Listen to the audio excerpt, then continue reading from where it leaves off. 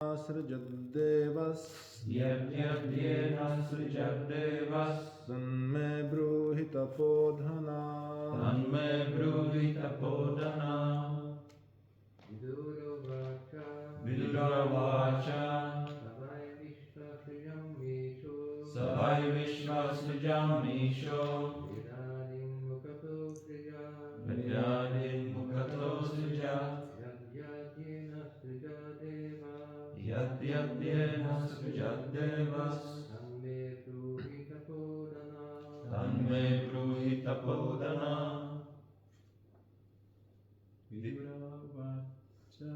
Viduravacha Savai Vishvasrijamisho Savai Vishvasrijamisho Vedadin Mukato Srijat Vedadin Mukato Srijat Yadyena Srijat Devas Yadyena Srijat Devas Tanme Bruhita Tanme Bruhita Podhana Podhana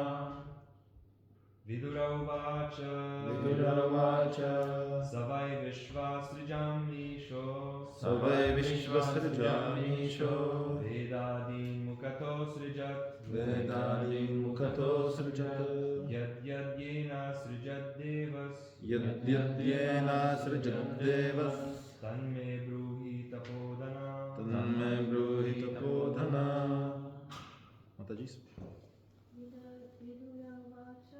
Viduravacha Savai Vishvasrijamisho Vedadin Mukato Srijat Yadyena Srijat Devas Tanme Bruhita Podhana Viduravacha Savai Vishvasrijamisho Vedadin Mukato Srijat Yadyena Srijat Devas Tanme Bruhita Podhana.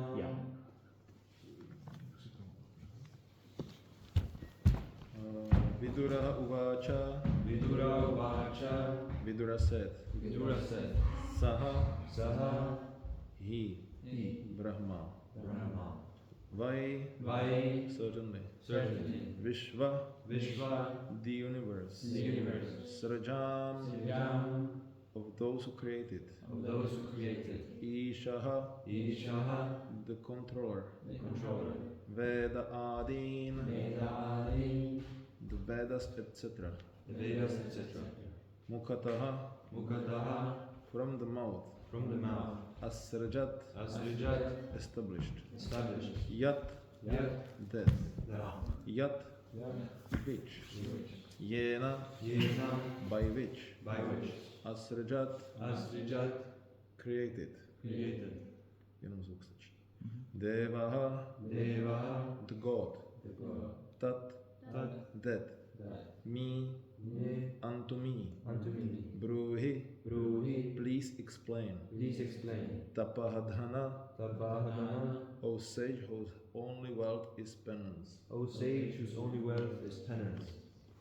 Vidura said, O great sage, whose only wealth is penance, kindly explain to me how and with whose help Brahma established the Vedic knowledge which emanated from his mouth.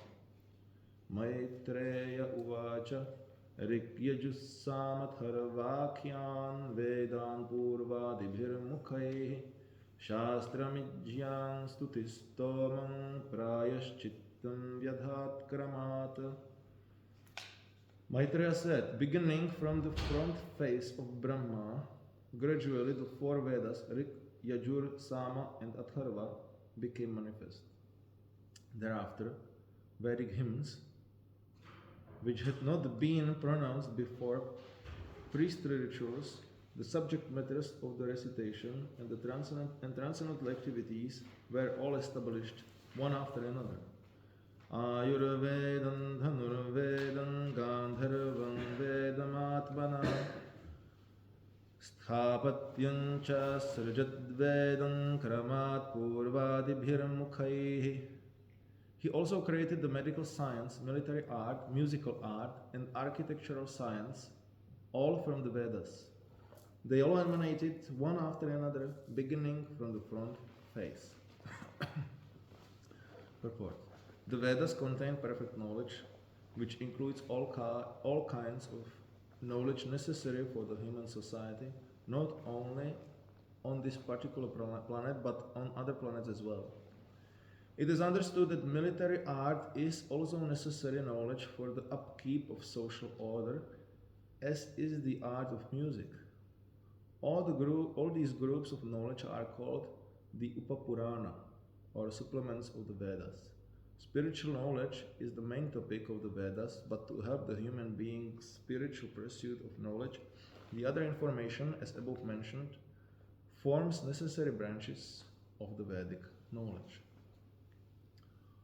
Om Jnanti Mirandhasya Jnananjana Shalakaya Chakkurunmilitai Yena Tasmai Shri Gurave Namaha Shri Caitanya Manobhishtam Sthapitam Yena Bhutale Swamin Rupah Kadamahyan Dadati Svapadantikam Jai Shri Krishna Chaitanya Prabhu Nityananda Shri Advaita Gadadhara Shri Vasaji Gaura Bhakta Vrinda Hare Krishna Krishna Krishna Hare Hare Hare Rama, Rama Rama, Hare Hare.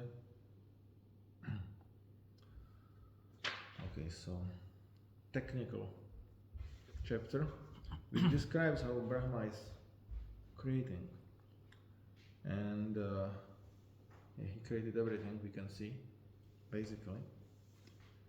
And the most important part of the creation is the knowledge, or the Vedas, the source of knowledge. Veda basically means knowledge, and Veda is Apaurushaya. Apaurushaya means, generally it means it was not created by any ordinary being, by any person, by any man, no Purusha, and therefore it is eternal knowledge which comes from the Lord. But another meaning of Apaurushaya is also that it was not even created by the Lord, it eternally exists at the same time with the Lord, because therefore it's called Apaurushaya. There is no Purusha who created Vedic knowledge. So the logic behind this is that whatever exists, the knowledge about the thing already exists. There is some size, there is some measurement, there is some color. It's already there. We just have an approach to it, or we don't have an approach to it.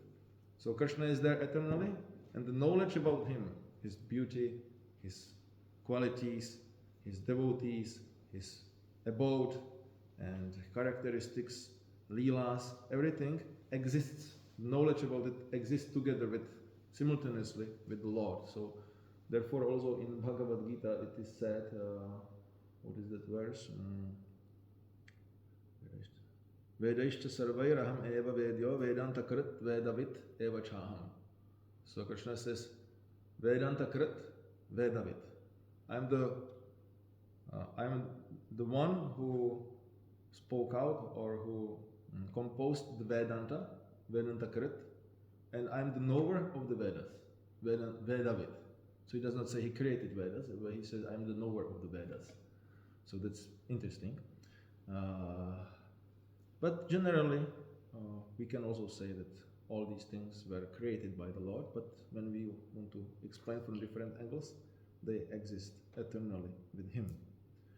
So Veda means knowledge, and that knowledge is important for us so we can live good lives. Without knowledge, everything becomes difficult. Okay? If we don't know, and we don't know many things, then we do so many mistakes, and then if we don't know if the water which we drink is drinking water or if it is not, and we drink it, then we have some problems with our stomach. We can poison ourselves, and there are so many situations in our life when we have to decide different things and we don't know exactly. And even when we are studying Srimad-Bhagavatam, it's not that we will always know everything perfectly. Krishna knows everything. Yeah? He is Vedavid. He has all knowledge about everything. In past, present, future, there is no limitation for him. For us, we have little knowledge. So we can't, even if we try, we will never be able to have that much knowledge. So whatever we will do, we will be exactly sure that this is the right thing to do. And even as devotees, we sometimes don't know. It is better to do it in this way or in that way. We of course know we have to do it for Krishna. And this is the bottom line, or this is the most important thing which we need to know. So we don't need to know everything as Lord Krishna knows. Once Srila Prabhupada was asked by a person, so if he knows everything, so how many windows are there in the Empire State Building? Yeah? And he said, how many windows are there in the Mirage, in the Fata Morgana? So that explained that this is actually not the real knowledge which we are supposed to get, or the sadhu is supposed to have.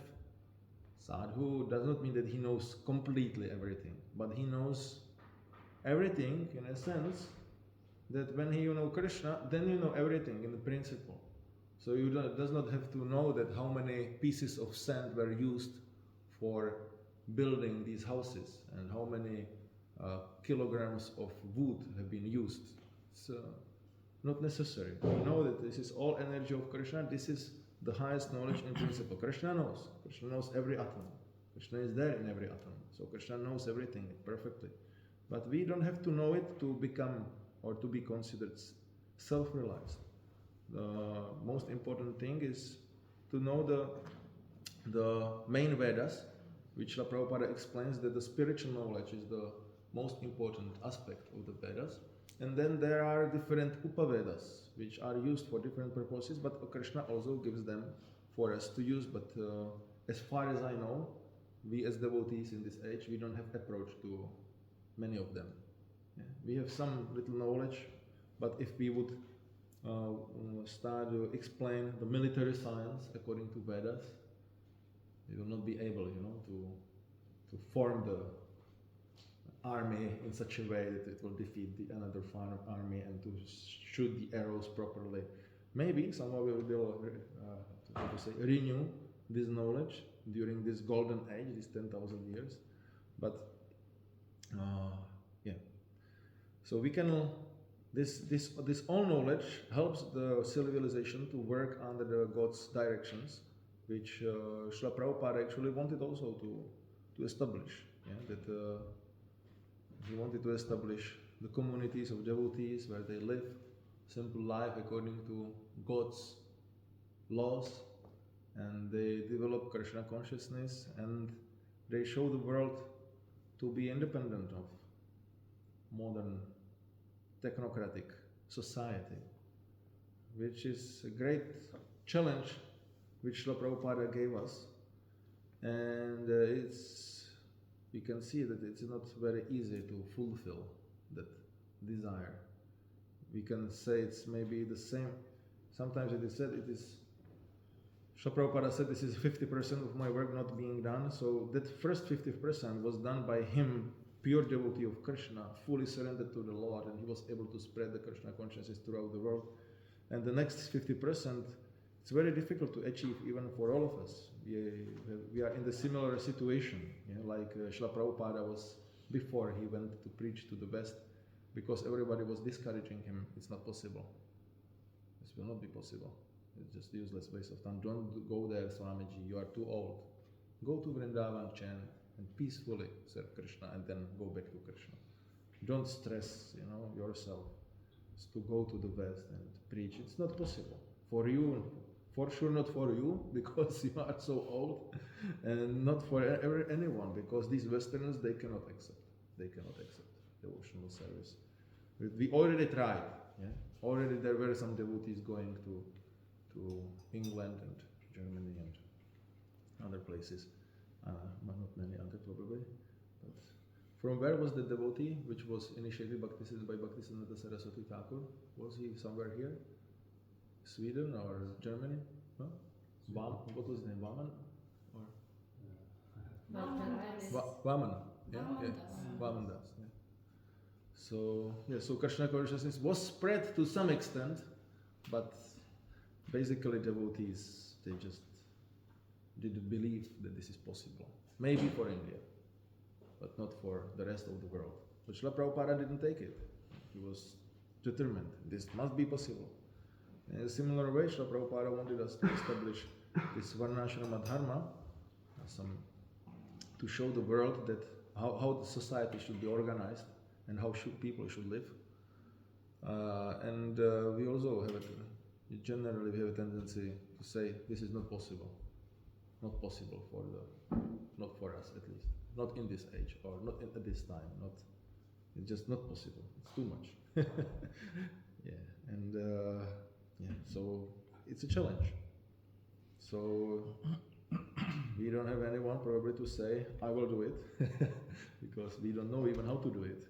We are trying there were different attempts, and that makes it even more difficult. The different attempts were unsuccessful, we can say, to some extent or to a big extent. And that makes it even more difficult to think about it, that it is possible. But still, Srila Prabhupada wanted us to do this. So, and therefore,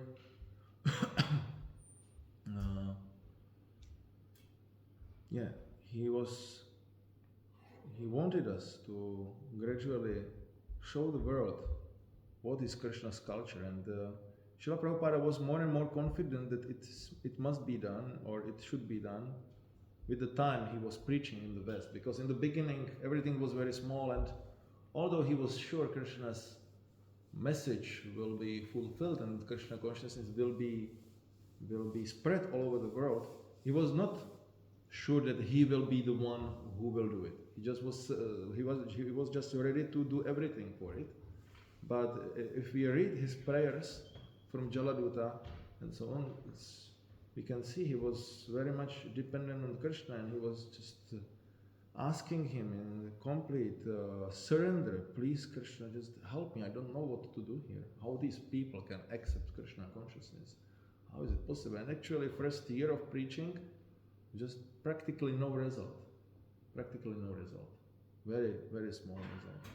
So that was also quite discouraging. Yeah, we discussed yesterday that sometimes it's difficult to distribute books because many people don't take anything, they're not interested, and then maybe after some time we meet somebody who will take. And it's difficult if we, from 1 hour, we are stopping people and nobody takes the book. It's very discouraging. And if we are preaching in a place where we are alone and for 1 year nothing, and there was no in Prabhupada's mind that okay, it will come in September or it will come in August, so I just have to wait. He didn't know. He was already going to the what's called Pristav? Harbor. To harbor, yeah, to see when the next ship will go, and he wanted to return already. So he was planning, maybe I have to return. My mission was unsuccessful, like that. So he was keeping humble profile, and he was hoping that something will happen, and then it started. So he focused on spreading the holy name more and more and more, and gradually, when there were more devotees and more people were accepting Krishna consciousness, he was speaking even more convincedly that this Krishna consciousness will lead the world and it will overtake the world, and like that. So it didn't happen till now. And it will not happen probably for some more time, but it can happen if we continue our work properly. And so Srila Prabhupada wanted this, and in this way he was planning that many people can join our movements, millions. Yeah? He said farms, many millions of people will join our farms. So this is the farms. These communities can be mass preaching if we or some other generation will be able to do it properly. so it will be attractive to people, and it is attractive. If people are attracted to this kind of life in many places, where they want to live a little independent of modern society, where everyone is controlled by in a strange way, and everybody is forced to be just a slave of technocratic civilization, killing civilization, as Srila Prabhupada said. Yeah? It's a killing civilization, this machine civilization. So,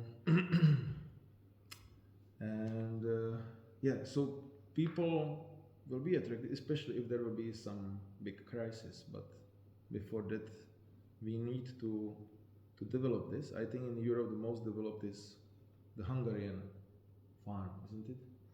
Hungarian project, which is very exceptional, I would say, and still devotees generally, Shivara Maharaj said that it's very difficult to establish that to live without the modern technology, if the modern technology is everywhere around.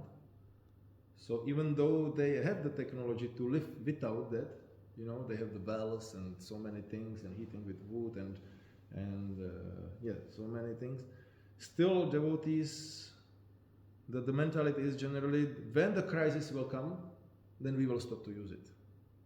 Yeah, then that is the concept. So it's not a crisis yet. So we have everything available. So we will use it. But we have the well there, and we have the field here, and we have the cows there. So when the crisis will come and everything will collapse, then we will take out our bulls and we will start to plow the land with our bulls, and we will live without electricity and without that and without this, and we will do it ourselves. And like that. And Maharaj said that many times they wanted, for example, that devotees stop use the smartphones, for example. But all the time it came back, Nobody wants to give up. So, it's difficult to have a group of devotees. You can have one individual who will be ready to do it. Maybe you can have 2, maybe 5, but whole community who will together do it. It's quite a challenge for for us who are quite attached, or maybe we even do not know how to do some things without these modern technologies, or we are not able, basically, or we are too few, not to use tractors and eat everything grown by ourselves with the animal power requires quite good manpower to do it all. So that could be also a reason. So it's not that blaming anyone, just it's a challenge, and we should tax our brains. Those who are these young boys, brahmacharis, they tax their brains how to distribute more books. That's Srila Prabhupada was telling us. We should tax our brains how to distribute more books. So if this is our service, then we have to tax our brains to do that service, because we need more people to join. This is basically why we distribute these books, not because of the scores, so you can compete with Atlanta or with some other. There is no way to compete with them, of course, for us here, but or to compete with some other centers. Is there anyone to compete with in Sweden? Anyone to compete with Korsnes? Okay. So to have some scores results, or to bring money, or to distribute those books which are so long in the lager, or how it's called, storage, and then also other devotees who are doing that, who are more mature, they can also tax their brains how to maybe go forward in this way. At least if we have some opportunity to do so, at least little bit, to prepare the field, to establish the place. So maybe next generation can pick up already something there, they can start with. So it's not question for one generation, at least I think so. It's quite a challenging task. And if some community will, grow up somewhere and will be successful, then it will be much easier to follow. But still, we are struggling with this task, which was given to us by Srila Prabhupada, to the extent that we even rather don't think about it much because it's too much. It's too much. It's too much. Anyway, so Srila Prabhupada says here that the spiritual knowledge is the main topic of the Vedas. So even when we are not able to develop a fully Varnashrama based civilization, or Srila Prabhupada first of all wanted the pilot projects, that our projects just are like models where we show people how to live. So that is the first, and then they can, if they want, they can accept this on the big scale. And he was thinking they will accept at least some of them in a big scale because the society will be in chaos. And now we are not able to show much. Yeah. What can we show? We are not able to show the leaders of the society, this is how you should live. Just come here, look at us, and this is how your state should run. So, that is, if we are supposed to give advice to the government, what will we advise? We have no experience. We are just struggling, all of us, as devotees, just to stay devotees. Many of us, just to stay devotees, stay inspired in devotional service. So, at least in our projects or in our communities where we live, we should at least try to have the basic principle of Varnashrama is that the people cooperate on pleasing the Lord. That we could say this is the most basic principle. So even if we do not divide Varnas, ashramas we have kind of divided in ISKCON, that's there, and genders also kind of divided still. Maybe it will merge in future. I don't know. The pressure of the modern society is strong. Must be much stronger here, isn't it? In Sweden than in Czech or Poland. We are still like in Scandinavian countries. It's much more. In Slavic countries, still there is a man and woman, traditional. and if you are something different, you are very strange. But here, if you don't agree that somebody can be a little different, then you are very strange, and maybe you are actually the bad person. And you can. This Mahabhavi Prabhu showed me in Bergen this small card. How he makes members, because they can get from the government a lot of money if they have a lot of members. So he's making members on the street. This is one of his job in the street, distributing books and making members. And there is some details about the person, and there is a male or female. And I said, is this enough? Just two genders for Norway? And he said, actually, sometimes people make a cross in between. So. For you it may be normal here, but for us from little backwards countries, it's still kind of strange. Of course, even in our places are people who try to be something different, as they feel that it's becoming modern. At least, the homosexuality is becoming kind of more common, but to change genders to different species, it's not yet so much prominent. So anyway, what was the point? That so in ISKCON we usually have ashrams defined, gender defined, varnas not really much. It's not, didn't come. Nobody wants to be designated as a Shudra or like that. And when we start to do it, there is a fear of this caste discrimination, which was there in India. So you are the lower one, I'm the higher one, and like that, which shouldn't be there, of course. This is just for organization. But of course, we have different services. But even if this Varnashrama is not really in place, or it's very, very, very, how to say, just very shadow kind of thing, not real Varnashrama, but some glimpses of that are there. But still, we can cooperate at least on pleasing the Lord. So that we can at least do, and in this way the community or the living in an association of devotees can be successful, because this is the essence. Sansiddhir Haritoshanam. Together with the results of our work, worship the Lord. So we do all some work, Somebody is doing book distribution, somebody is cleaning kitchen, somebody is cooking, somebody is doing arati, somebody is cleaning, somebody is taking care of the forest and fields and cows and this and that. And together it brings some results. Yeah? Maybe some money, some income, some people will join, then there is some milk maybe, there is some harvest, there are some apples or plums and this and that. And that we use for the pleasing of the Lord.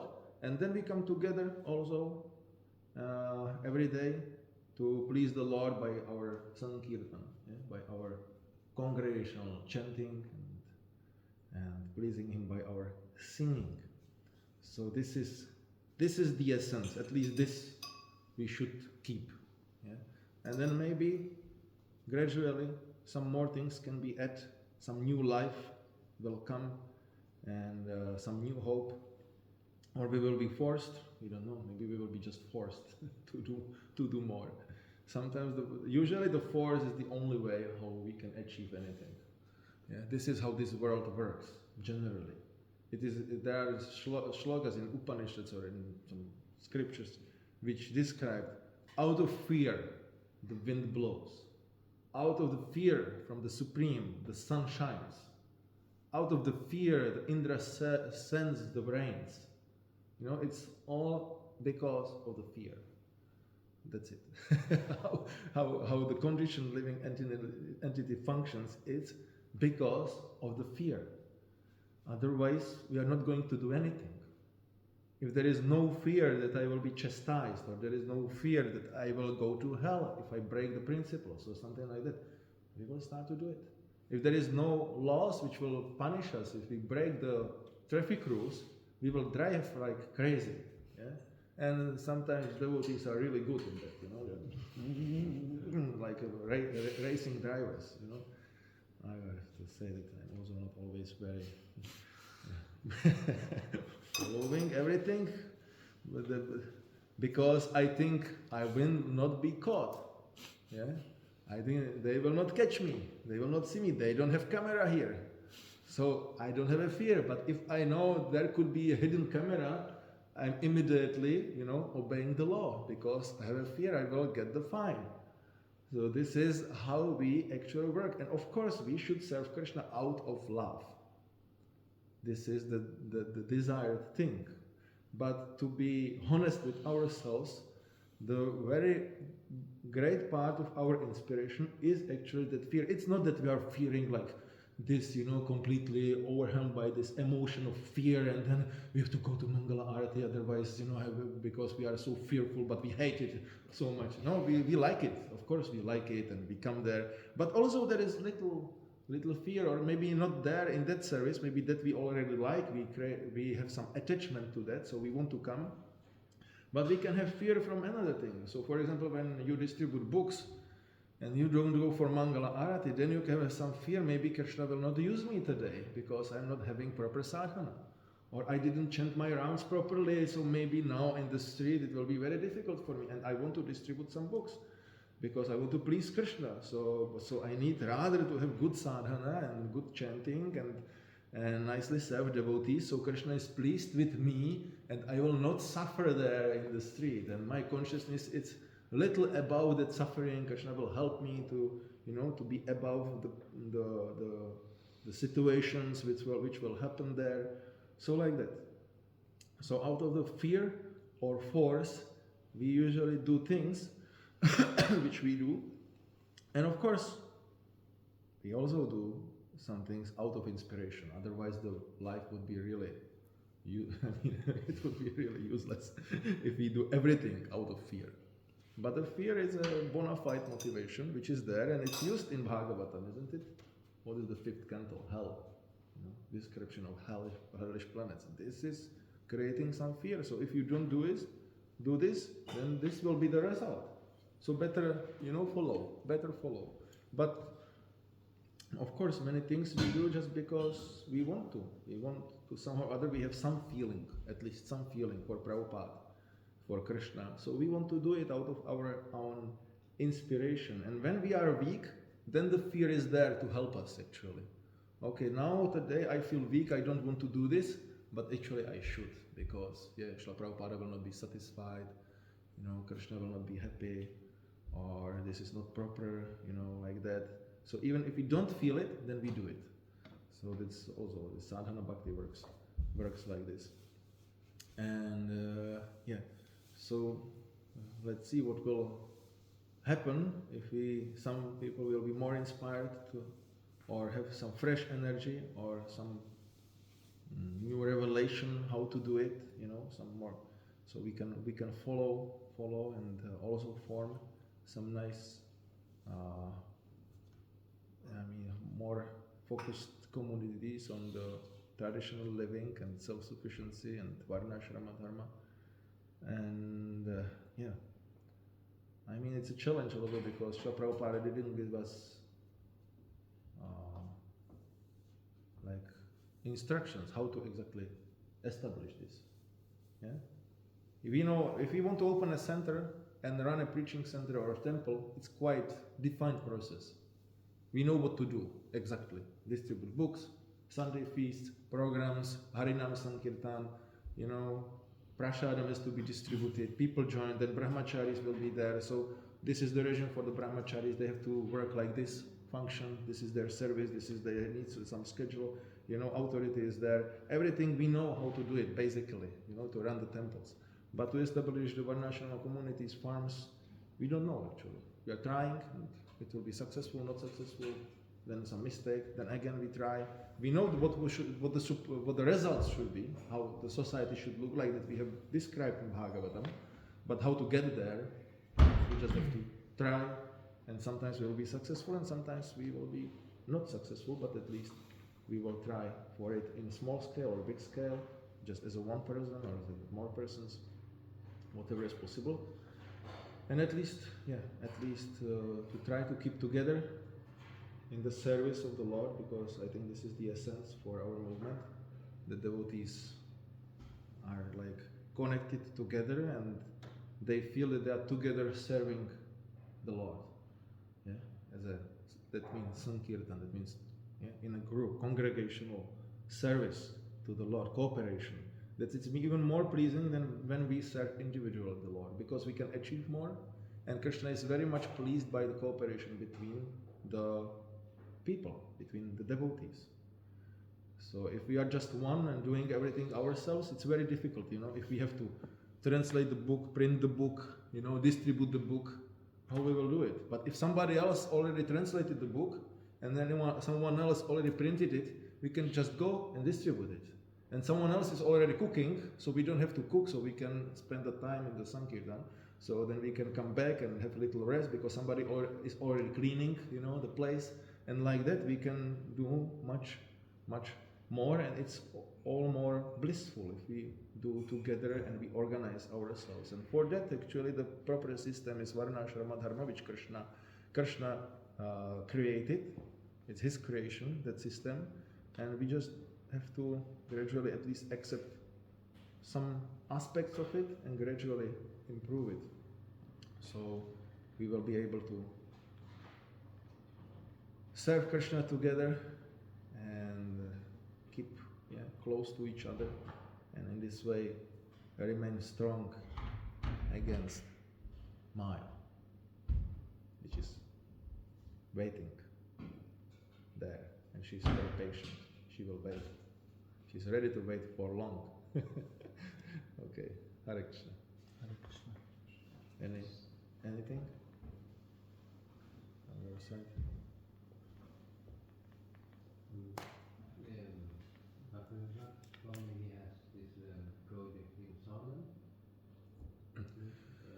Yeah, in Salem, this is not the Varnashrama community. This is a city temple. Okay. So that is there. It's an amazing project. Of course, they have many brahmacharis, maybe 50, I don't know, something like that. And Maharaj is always sending. So they had much more, but he always, when there is too much brahmacharis, he will send 2 there, 3 there, to start another centers and other places like that.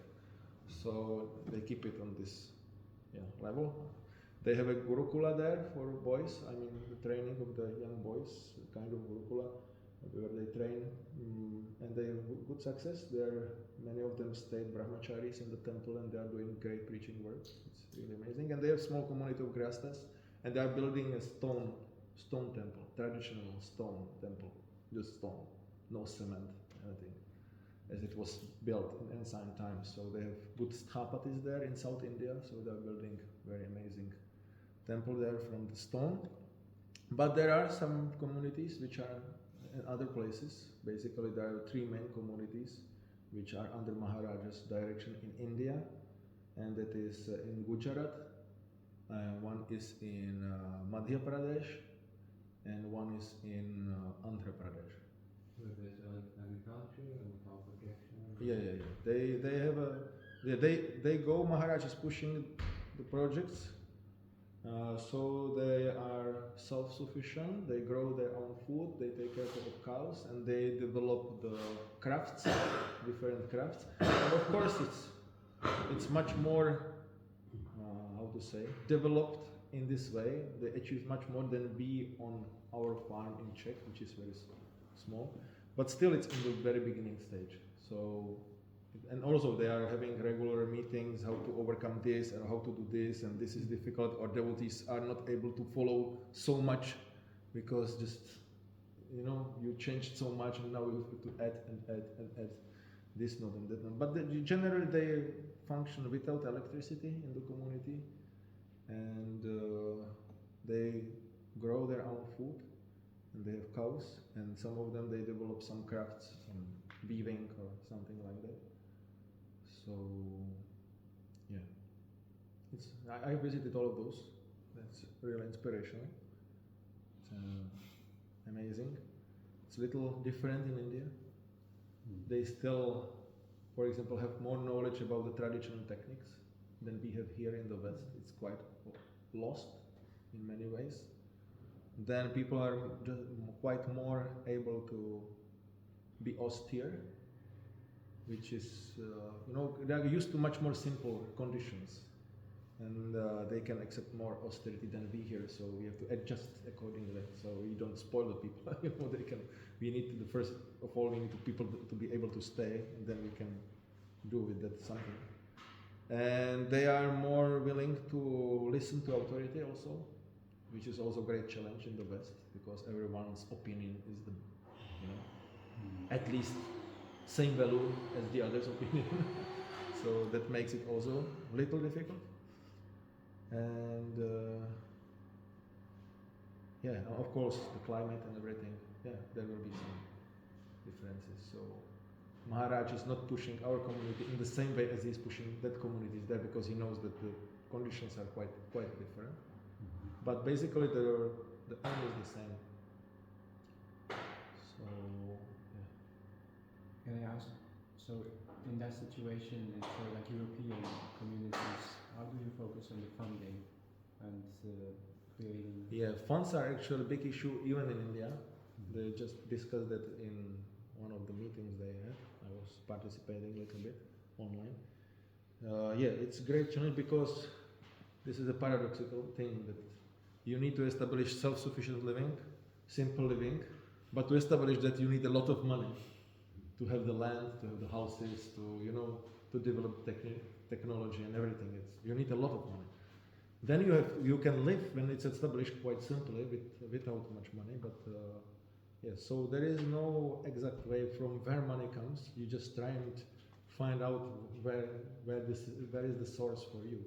In India, it's little easy. Again, I mean, from my perspective, it's little easier because they have bigger congregation, and they are quite even rich people, so they are able to sponsor it, not to their satisfaction, but something is there. For example, in Kurmagram in Andhra Pradesh, when people find out that something is going on there like this, and they even did not come specifically because it was ISKCON, but because somebody lived there without electricity, and started to come, and thousands of people coming, they're buying Srimad-Bhagavatam sets there, and they're getting big income from, we can call it tourism. They are in a very remote place. It's very nice countryside with hills and forests and very fresh, a lot of rain is there. And people come to see the nice nature, and they see these devotees, they are living without electricity, so it's something even for Indians today. and they have been in TV, you know, and they were being even voted in the country of Andhra Pradesh as the village of the year, you know, the best of the villages like that. So there is already some, you know, people are becoming attracted. So this is what Srila Prabhupada spoke about. Millions will be attracted to it, and it's already happening. And nothing really done, you know. Some families are self-sufficient, some are not, because they have to manage the whole thing and take care of the guests and, you know, develop the project. So they cannot grow in the field. So they are not able to grow for. I think actually they grow, but they have also the advantage of having cheap workers if they need, which is not available here. The workers are the most expensive part. So anyway, so so they, for example, they've been able to get a lot of money. But the other project, which is little in this place, which is even a little more remote, but it's not such a beautiful place, and people just didn't start to come. So they have more difficulties to get the funding. So, and we just funding it as we can. You know, sometimes there are money, sometimes there are not money, and there can be some options, maybe European Union, but this is also tricky, you know, with that. So you do whatever you can do, and if somebody has some know-how how to get millions of euros, then I'm ready to buy it from him, this know-how. And yeah, so this is challenge as everything. There is no clear answer in this way. And just whatever works, pray to Krishna. This is probably the process, you know. Pray to Krishna that he helps you, and you have to be ready. When we started the farm, we with this initial group, we said, okay, we have to be ready that we will be alone here, and nobody will come, or maybe it will not work, but at least we have the basis, and we will slowly develop it, and maybe someone else can continue with it. So we just built the, you know, infrastructure so that the real self-sufficiency can gradually start in it. But yeah, you need money, you need land, which is very expensive. Then devotees need to live because before they learn how to live self-sufficiently, they need to live. Yeah? So it's a challenge. One of the challenges, which is not the biggest challenge. Okay, then what is the biggest? The biggest challenge is always people. So the devotees will, the people will continue with the ideal, you know, for grihastas to live in a place where there are some rules given to them. It's already a challenge, you know. Then you have to be quite spiritually strong to be always inspired to continue with this, because without being spiritually strong, you will lose the inspiration to continue to live like this. If you can live much more easily, so-called easily, you know, if the society still offers this, we don't know how long it will be, but and also it's austere, because you are always learning new things, and if you have some goal where you go, also it's difficult that you have to always, you know, make. It's not that okay, we achieved and now relax. This is a desire of every conditioned living entity, you know. I have to do till this time, and it will never happen, but the desire is there. Then I will relax. Okay, I already have this, I already have that, and now cool down. But then, okay, we know how to grow this, then we have to add this. And now we know this, okay, we are comfortable with that, so let us add this. So so that's also challenging. And of course then the relationships. This is great challenge. And the pioneering times are usually very difficult physically and mentally, but the community kind of keeps together. But when the most like heavy pioneering times are over, then, you know, then the social problems come. And it's more difficult actually at that time, because, you know, I don't agree with him and this, and you have more time to think about and gossip and all these things. And I think this is the most difficult part, most challenging, and it's everywhere a challenge.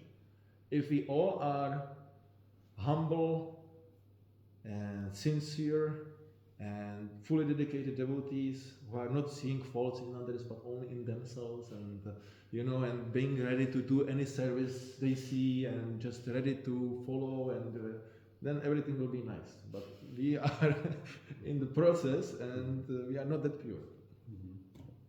So yeah, this is And even we met the people, because the devotees are not the only ones who are trying to make such communities. There are other people, other communities, or other idealistics there are some in Czech, and they came to ask us how we do it, that we keep people together, because it always collapses on this point, that it breaks because of the disagreements. So we didn't give them, I mean, we have at least this advantage with Krishna and Prabhupada, which can connect us, but it also does not work always perfectly, not because of them, because of us. Yeah, that we don't this is challenge, and there is no easy solution to this also. It will remain challenge, but we have to continue. Yeah. I just told him yesterday that I read Prabhupada was there in Vrindavan, and some devotee was telling, I cannot work with this devotee because he's completely like crazy. He's always making difficulties. It's a difficult mind and difficult person to deal with. And Prabhupada answered him that it may be very difficult for you to work with this devotee, but it is your service to cooperate with him. And even if it may be very difficult to cooperate with him because he is such a case, you have to do it as a service to Krishna, and serving to Krishna is blissful. So if you take it, just turn it around, even if it is difficult for you, but it is a service for Krishna, and that point, it is a service for Krishna, that is blissful. It's also, challenge to have such a consciousness, but that is what is expected from us. Also, when husband and wife, struggle a little bit, so wife is supposed to serve the husband. It's very difficult to serve husband, useless husbands. And it's difficult to do it because he is this, that, and if he would be like Arjuna, I would serve him, no problem, but he is not like Arjuna, he's not like a Caitanya Muni, and like that. So I'm not going to serve him. But Krishna wants us to serve him, so we do it as a service to Krishna. So we don't want to serve him, but we will serve Krishna, and Krishna wants us to serve him, okay, we do it. Difficult, but at least it can help. Do you have two farms in Czech Republic? There are two farms actually, in Czech. One is there since 1990, which actually Caitanya Prabhu, your brother, started. Yeah. And then he left because of different reasons. And that farm is there. Is Varnashram Prabhu? Varnashram Prabhu is living there. Yeah. And then our farm came just 9 years ago. So we are like 200 bit, distance between us is 200 kilometers. And they have good agriculture. They grow a lot of grains like that. They have a big mill, and they are selling that and like that. Yeah. Also, the community inside, it's just few people doing. How many cows do you have? We have right now 1, 2, 3, 4, 5 cows. And how's attendance on the programs? Like when you have the whole amount of people living in the community and attendance in temple programs? Yeah, this is also a challenge. Because in our place it is mostly because how to manage the duties, because most of the devotees there have small children. So with that it's quite difficult, and some of our members, they have a job, because for example, they bought a house there and they have to pay the debt, so they have to earn some money. So usually they have some part-time jobs when they go for 3 weeks somewhere, or they cook some catering, something like that. So they have to do, and you have cows, you also have to take care in the morning. So that's there, but basically we have a rule that everybody has to come for the program. Only mothers with small children, they are